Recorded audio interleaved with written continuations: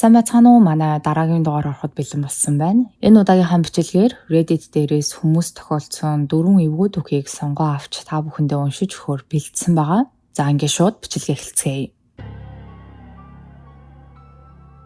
Энэ явдал 2021 оны намайг Иллиной мужийн өмнөд хэсэгт байрлах жижигхэн хотод ганцаараа амьдарч байх үед болсон юм.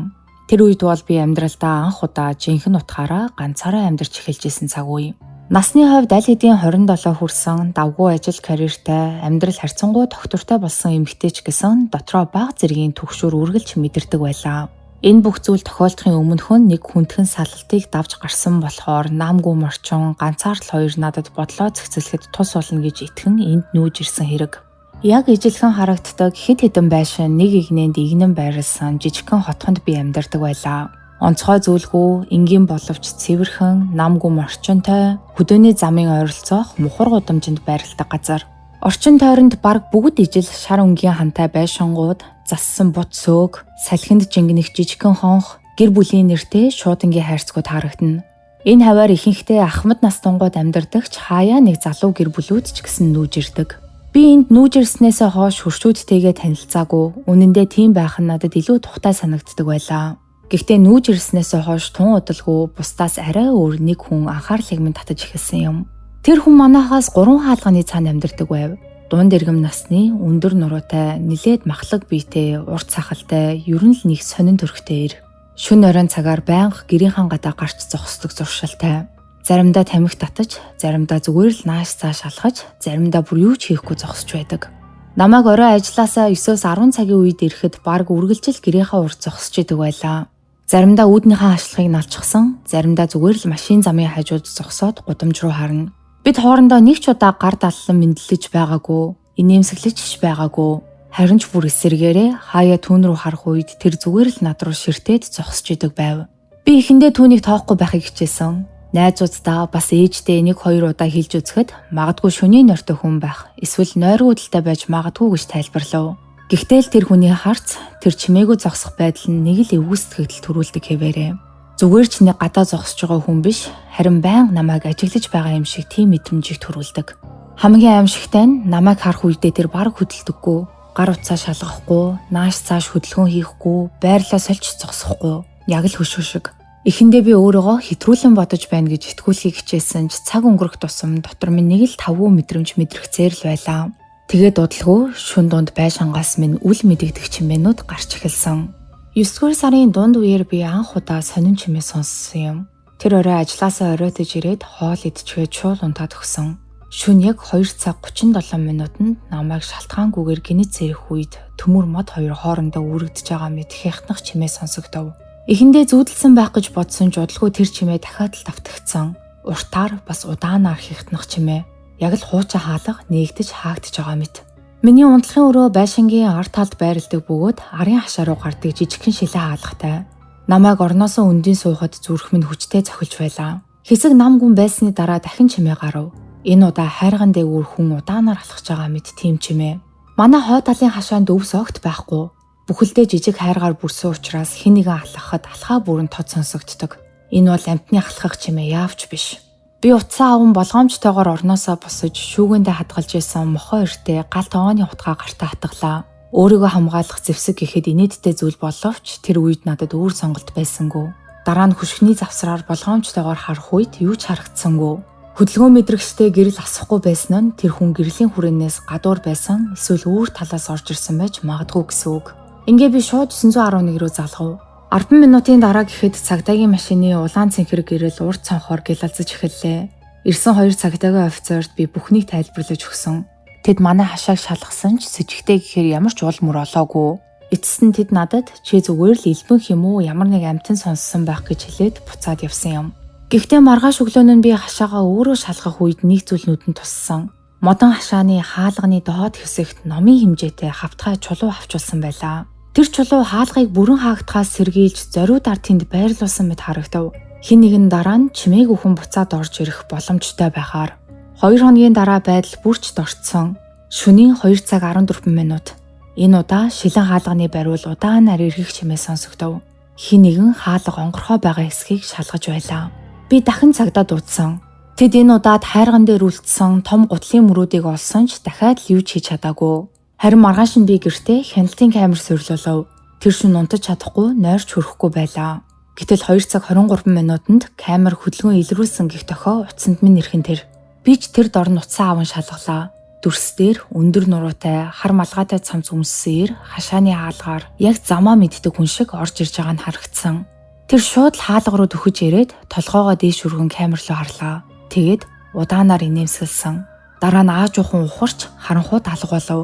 Хэдийгээр түүний малгайн сүйдэрлээд царайн сайн харагдаагүй ч гэсэн одоо хүртэл би түүнийг камер руу хараад намайг тавлаж байгаа юм шиг хэрхэн инээж байсныг нь мартаж чаддаггүй. Дараагийн өдөр нь би шилэн хаалган дээрээсээ 4 гарын мөр олсон. Яг л хэн нэгэн гараа шавранд дүрж байгаад хаалган дээр минь албаар мөр үлдээсэн юм шиг. Эсвэл баг зэрэг бүхийж зогсоод хаалганы гаднаас тоткож ширтжсэн мэт. Би 7 хоногийн дараа тэр байшингаас нүүж гарсан. Гэхдээ хамгийн сүүлд олсон бүх зүйл бүхнээс илүү аимшигтай байлаа. Нүүх өдрөө шуудангийн хайрцагт нэг жижиг цаас авчуулсан байгааг анзаарсан юм. Тэнд ердөө ганц л өгүүлбэр бичигдсэн байв.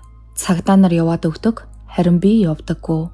Нэг сарын дараа фэйсбүүкээр нэг танихгүй охиноос надад мессеж ирсэн.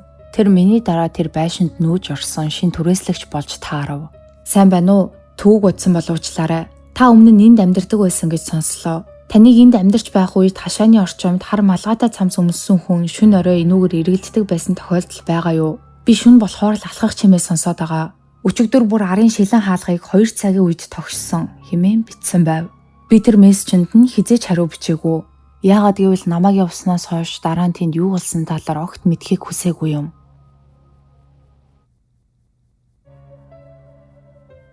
Энэ явдал хэдэн жилийн өмнө намайг 17 настай байх үед болсон. Тэр үед би эцэг эхтэйгээ хамт багаасаа өссөн байшиндаа амьдарчээлаа.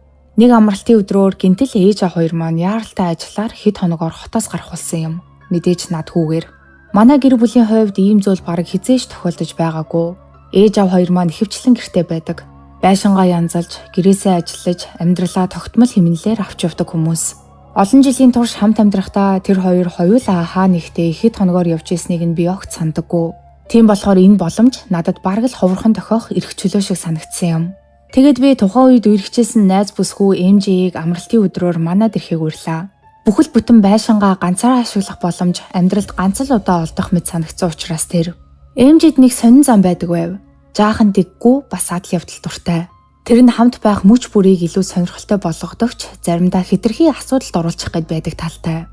Үннийг хэлгээд бид хоёрын харилцаа удаа үргэлжлээгүй шалтгаануудын нэг нь ч тэр зан нь байсан байх. Тэр орой юу болох талаар би уг нь урьдчилж таамаглах боломжтой байв.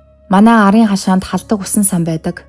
Оройн харанхууд усан зөөлөн гэрэлтээд яг л жижиг нуур шиг харагддаг. MJ түүнийг харангуутаа нүдэн гэлэлцаад нэг санаа гаргав. Усны ховцгүйгээр усан санд оръё. Тэр инээмсэглээд үнийгээ яг л хамгийн энгийн санаа мэтэр хэлсэн. Би шууд л эсэргүүцэв. Эхэндээ хуршууд харцгана гэж бодсон. Гэхдээ тэр бууж өгсөнгүй. Бидэнд ийм боломж дахин хизээч олдохгүй байх магадлалтай гэж намайг ятгсаар л байлаа. Бид өмнө нь усан санд олон удаа орж исэн ч иймэрхүү дэггүй зүйл хийж байгаагүй. Бид ч гэжтэй ядчил бий. Би багаасаа их даруухан хүмүүжлтэй хүүхэд байсан. Заримдаа бүр хэтэрхий сайн хүү байсан байх гэж бодогддог. Гэхдээ MJ-тэй байх үед надад түүний урам зориг нь халдварлаж байгаа мэт л болдог байлаа. Удалгүй бид хоёр усан санд орчихсон шөнийн тэнгэрийн доор инээлдэж би рүүгээ ус цацсан тогложээлаа. Үннийг хэлэхэд тэр мөч үнэхээр романтик байсан. Зуны оройны сэрүүн агаартай харьцуулахад усан бүлээн бүхэл зүйл нэг л төгс бүр бодит биш юм шиг тийм л мэдрэмж төрүүлнэ. Манай байшингийн талаар энд нэг зүйлийг тайлбарлах хэрэгтэй байх. Усан сан маань яг зочны өрөөний маань том цонхнуудын өмнө байрладаг. Гадаа харанхуй дотор гэрэл хасаалттай болохоор усан сангаас байшин доторх бүх зүйл тод харагдана. Яг л гэрэлтэй тоглоомон байшин руу харж байгаа мэт. Эхэндээ энэ нь надад тайвшрал төрүүлжсэн. Бид гадаа байсан ч байшинтайгаа холбоотой мэт аюулгүй мэт санагдчихлаа. Гэхдээ тэр мэдрэмж удаан үргэлжлээгүй. MJ ямар нэг зүйл ярьж авах үед би санамсаргүйгээр цонх руу хараад тэр дороо хөшөж орхисон юм. Зочны өрөөний ханан дээр сүүдэр тусчээлаа. Хин нэгний тод хар сүүдэр. Хамгийн аимшигтай нь тэр сүүдэр хөдөлж байв. Яг л хин нэгэн байшин дотор алхаж байгаа мэт. Намайг тэрхүү сүүдэр рүү ширтсээр байх үед өнөөх сүүдэр ханнаас аажмаар алга болж байшингийн гүн рүү орж байгаа мэт уусан алга болсон. Энэ мөчөд зүрхний минь цохол тогтсом төргсөв. Би MJ-г айлахыг хүсээгүй. Тийм болохоор зүгээр л түн шивнэ хэлсэн.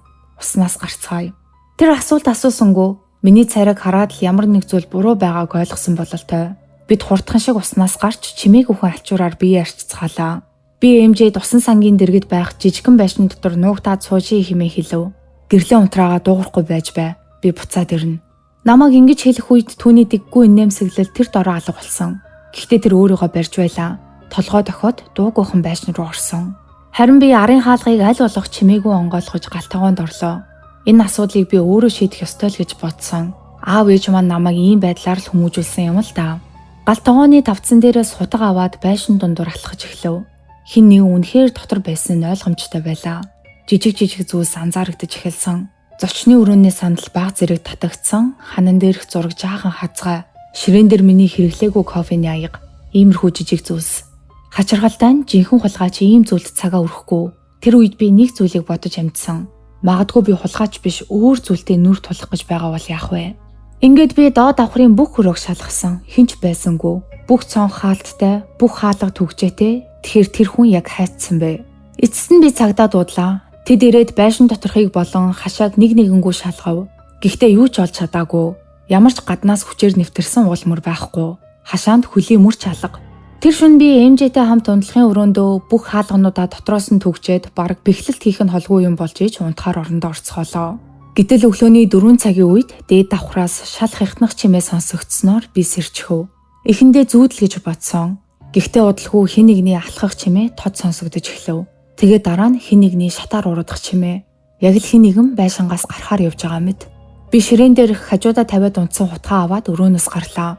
Үүдний хаалга руу очиход хаалга онгорхой байсан. Тэнд хэн байсан нь тодорхойгүй. Гэхдээ тэр хүн аль хэдийн алга болсон байлаа. Маргааш өглөө нь бид хамгийн аимшигтай зүйлийг олж мэдсэн юм. Манай галт тогооны бүх хутга алга болсон байв. Нэг ч үлдээгүй бүр бүгдээрээ. Дээрэс нь баг зэрэг мөнгө, цаг, жижиг электроник зүйлс. Гэхдээ надад хамгийн аимшигтай санагдсан зүйлс бол хутганууд. Яг л тэр хүн ямар нэгэн мессеж үлдээхийг хүссэн мэт. Гэхдээ ямар учиртай мессеж байсныг нь би одоо хүртэл ойлгодоггүй.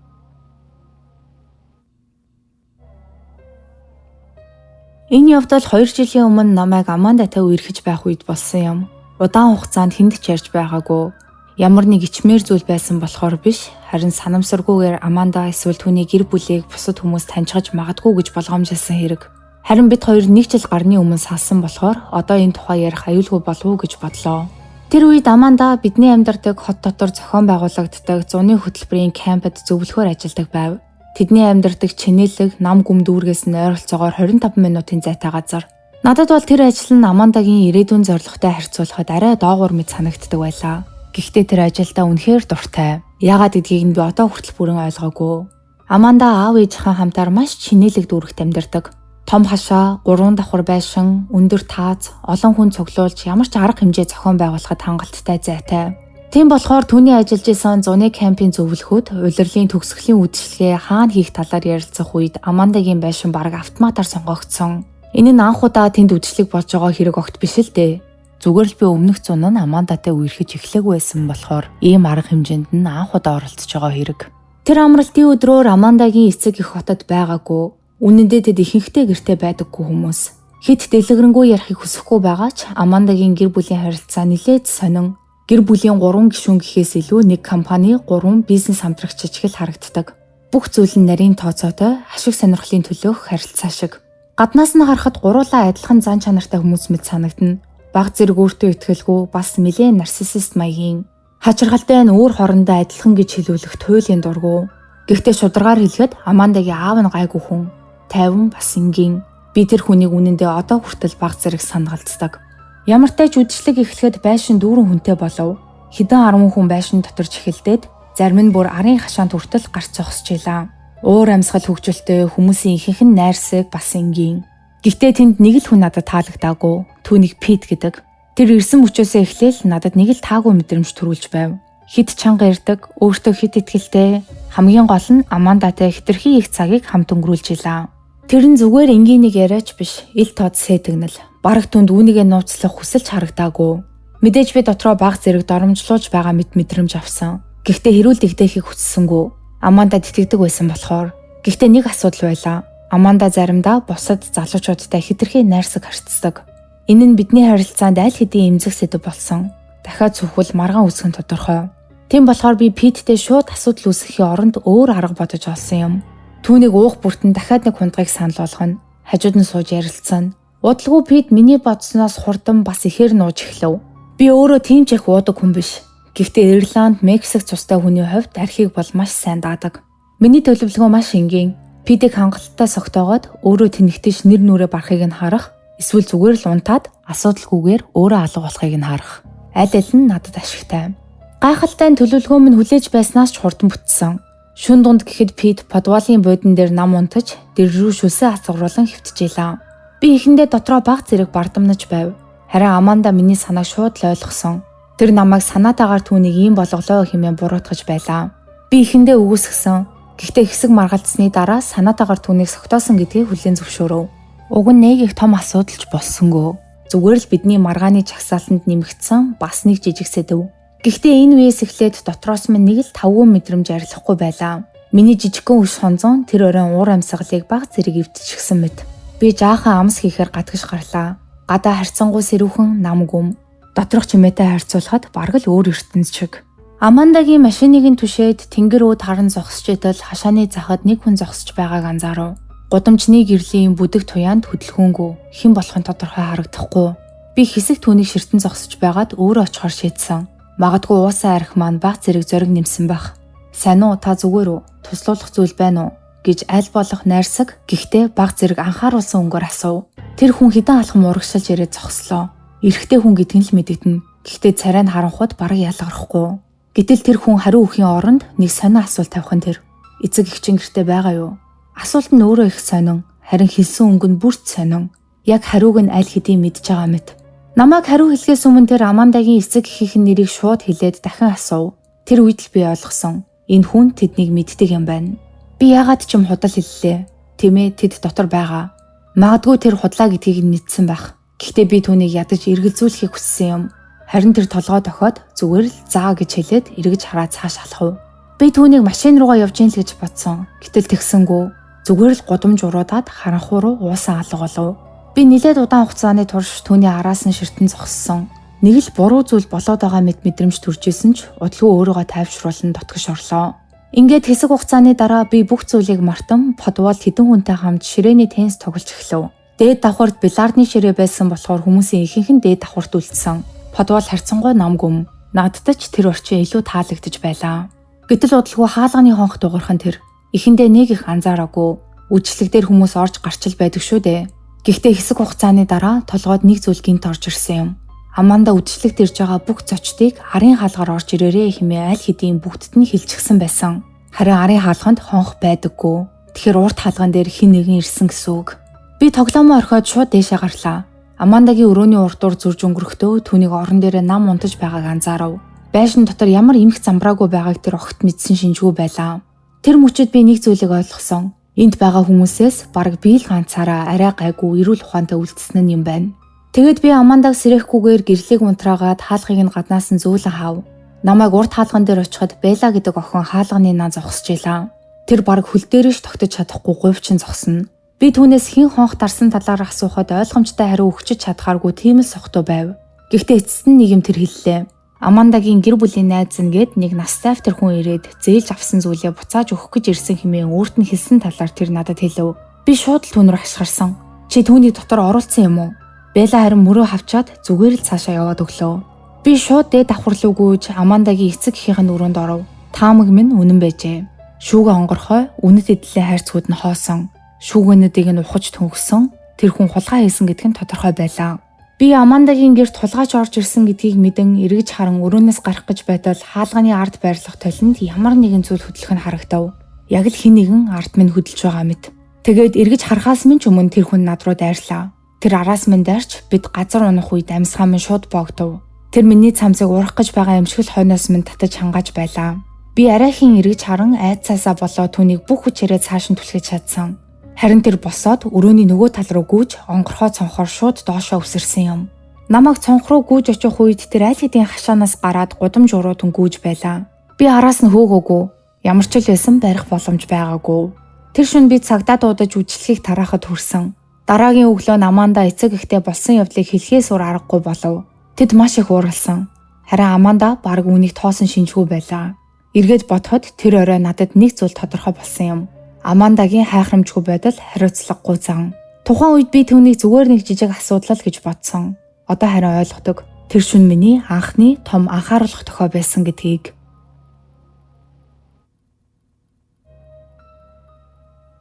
Би үйл хөдлөх хөрөнгийн хамгаалалт цэвэрлэгээ хийдэг компанид ажилладаг.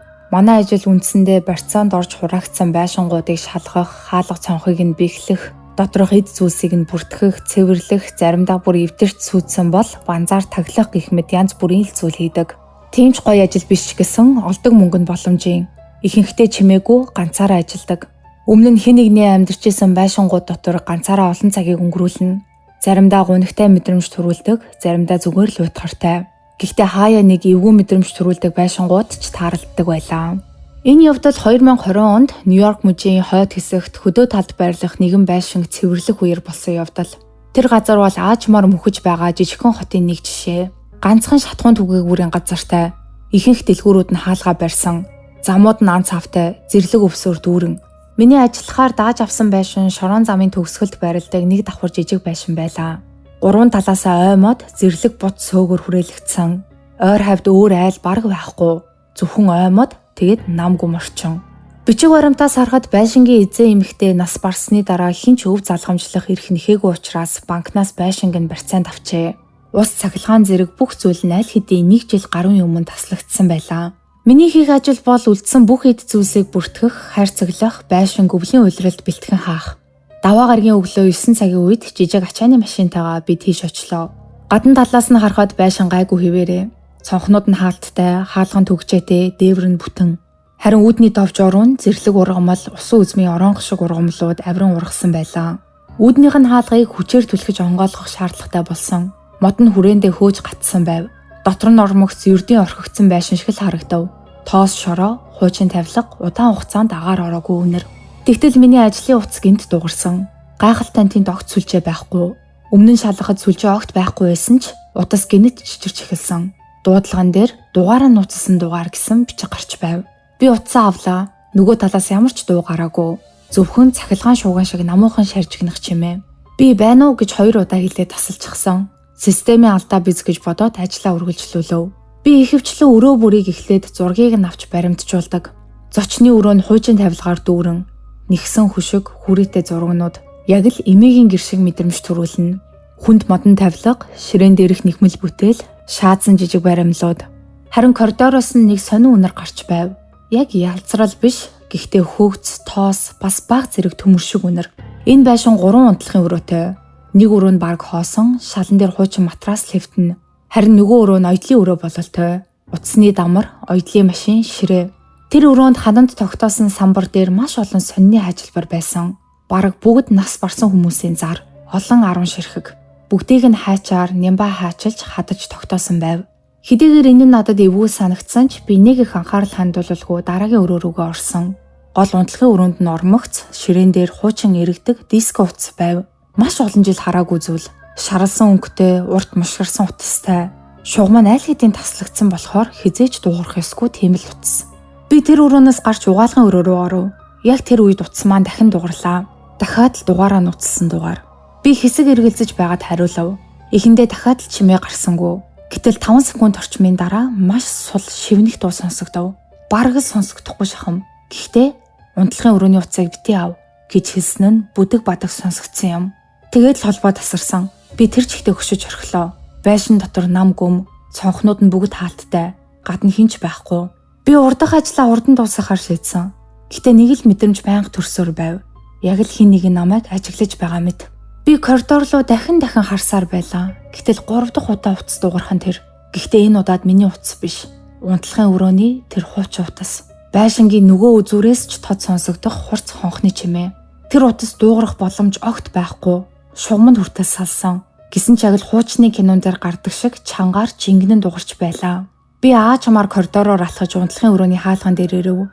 Утас ширээн дээр чичирхийлж дуугарах бүртээ баг зэрэгээр хөдөлж байлаа. Тэр утсыг авах бодол надад огт төрөөгүй. Удалгүй утас дуугархаа болсон. Би өрөөнөөс аажмаар хурц гарав. Гэхдээ ажлынхаа дагуу байшингийн подвалыгч бас шалгах ёстой байв. Гал тооны өрөөнөөс доош шатаар буух ёстой. Гэрлийг нь насаагаа доош халахад шат бүрэн хяхтнаж байлаа. Доороос хөгц зэв шиг үнэр гарч байв. Ханны дагуу тогтоосон тавиурууд, хуучин бодгийн савнууд, буланд нь жижиг ширээ байв. Харин тэр ширээн дээр орчин үеийн гэрээ утас, мөн хажууд нь хуудсан шарласан дэвтэрнүүдийг овоолон тавьжээ. Дэвтэрнүүдийн нэгийг нь нээж үзв. Хуудас бүр дээр нэр, он сар, богино өгүүлбэр. Лена H 2019 оны 7 дугаар сарын 3 нэг удаа дуурсан аваагүй. Карл M 2019 оны 9 дугаар сарын 12 авсан анхааруулсан. Ийм тэмдэглэлүүд тэрхүү дэвтэр дээр ар араасаа 100-100-аараа үргэлжилж байлаа. Тэр мөчөд миний зүрх яг цээжнээсээ доош унчих шиг болсон. Подвалын харанхуй булан бүрийг нь би ажиглаж эхэллээ. Тэнд яг л надаас гадна өөр хүн байгаа мэт мэдрэмж төрж байв. Би шатаар хар хурдаараа дээш гүйж гарсан. Араас хэн нэгэн гарч ирэх вэ гэсэн айдастай. Тэр ажлыг би дуусгаагүй. Шууд офис руугаа буцсан. Би болсон бүхнийг хэнд ч хэлээгүй. Зүгээр л репорт дээрээ байшин аюултай байж магадгүй гэж бичээд орхисон юм. 2 хоногийн дараа манай хамт ажилладаг Марк тийшээ очисон юм. Тэр над руу мессеж бичсэн. Унтлагын өрөөний утас дуугарсан. Тэр чи холбоогүй байх ёстой бидтэй гэж. Маргааш нь Марк ажилласаа гинэд гарсан. Тэр дахиж хизээж буцаж ирээгүй. Одоо хүртэл тэр байшинд яг юу байсан гэдгийг би мэдэхгүй. Гэхдээ нэг л зүйлд итгэдэг. Тэр газар зүгээр нэг орхигдсан байшин байгаагүй. Ямар нэг зүйл тэндээс хүмүүст анхааруулга өгч байсан.